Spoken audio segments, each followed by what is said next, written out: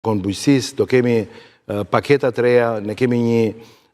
program shumë të mirë sa i takon strehimit, familja është në epicendër, linçmëria, të gjitha këto bëjnë që të rritet,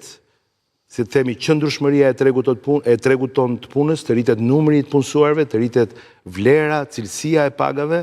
vendet e punës që po krijohen dhe që po vinë me parqe teknologjike, me zonat e lira ekonomike, me gjitha ato programe, edhe investime strategjike, edhe private natyrisht, po edhe në shumë sektorë si infrastrukturë dhe energji, bëjnë që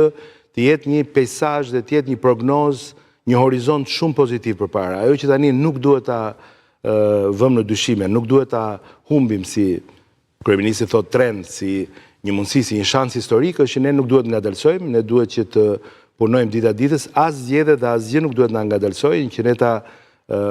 arrim pjesën e antarësimit dhe këtë antarësim pastaj ta kthejmë në një mundësi tjetër të artë, pra futje në Bashkimin Evropian, në tregun e përbashkët, hyrje në tregun unik, ta përdorim për të bërë të mundur që të mirat materiale që do vinë nga ky antarësim të jenë sa më shpejt, si më thënë, të shpërndahen sa më shpejt në ato shtresa që kanë sot problematika, kemi shtresa sociale me problematika, kemi shtresa që janë në vështirësi me minimumin jetik, kemi shtresa cilat paguajnë ende pasoja të vite përpara apo të dekadave të këtij tranzicioni i cili ka lënë pasoja. Mbyllim procesin e rindërtimit, që është një sukses i jashtëzakonshëm se është i vetmi vend në kontinent që ka dhënë shtëpi falas, 88% është i mbyllur, janë mbi gati 15.500 çelësa, streha për qytetarët që goditën nga tërmeti, janë 706 seksionet ndërtuara, janë mira apartamentet shpërndara, ka akoma dhe pak, një pjesë e tyre lidhen me njësinë ku jam drejtues politik me kombinatin, po bëhet një përmbyllje e plotë e procesit, ka pas disa procedura, ka pas disa vonesa të disa prej çështjeve që lidheshin me disa etapa gjyqësore që i kanë futur në një lloj kalvari pritje disa prej këtyre banorëve. Kjo do mbyllet dhe ne do jemi shumë shpejt brenda këtij viti me një nga problemet më të rënda që na goditi pas pandemisë. Jo, para pandemisë më saktë, dhe pastaj mund të them që dhe me pandeminë ja kemi dalë me sukses sepse dolëm me më pak pasoje se shtete në mundësitë ekonomike që shteti jon ka pasur. Dhe jemi sot në një moment shumë mirë ekonomik dhe jemi në një moment shumë mirë politik, në një moment shumë mirë të krenarisë sonë ndërkombëtarisht, jemi në një moment ku Shqipëria është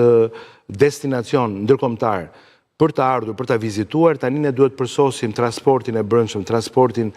publik, transportin ndërqytetës, hekurudhat vinë si një lajm i shkëlqyer, polet e ndryshme ekonomike, automotoparku ku do investohemi, si më thënë, garat mëdha, ndërkombëtarizimi i vendit, eventet e jashtëzakonshme brenda vendit do rrisin shikueshmërinë dhe interesin për të ardhur në Shqipëri, pastaj është eksperienca, trashëgimia kulturore, që të gjitha këto do ta pasurojnë ofertën turistike, që ta shtrim sezonin në më shumë se sa 3-4 muaj, shkojmë në 10 muaj, të rrisim punësimin, të rrisim ekonominë e maleve, të rrisim ekonominë e detit, të rrisim ekonominë blu në kuptimin jo vetëm të ekonomisë së plazhit edhe të pushimit, po të asaj që zhvillohet në anije, porte dhe në gjithë qarkullimin tregtar që ne duhet të bëjmë nga deti, dhe gjithë kjo do bëjë që vendi të ketë një progres edhe më të madh në kuptimin e asaj që është më e rëndësishmja, që duhet të jetë paga mesatare shumë herë më lartë, paga minimale më lartë, pensionet mesatare më lartë, të gjitha, si themi, ato aspekte që ndikojnë direkt në uljen e kostos jetesës qytetarëve dhe në rritjen e cilësisë jetesës tyre, në nivel urban dhe nivel kombëtar, që ne duhet t'i adresojmë. Pra këtu një element interesant për shembull është shkollat me pjesën e programit pasmësimor, me drekën dhe me programin pasmësimor, që do shkojnë deri në orën 4:30, do jetë më mirë për mësuesit, do plotësojnë më shpejt orët e tyre dhe më kollajse brenda një institucioni, do jetë shumë mirë për prindit, do jetë shumë mirë për fëmijët, do kemi kursyer prindit nga para që duhen për kurse për fëmijët, do kemi dhënë fëmijëve një përgatitje më të mirë pas mësimit, rekreacion, sport, art e tjerë, do jenë trajtuar më shëndetshëm, do të garantojmë transportin publik për shkollat falas, pra për shkollat publike dhe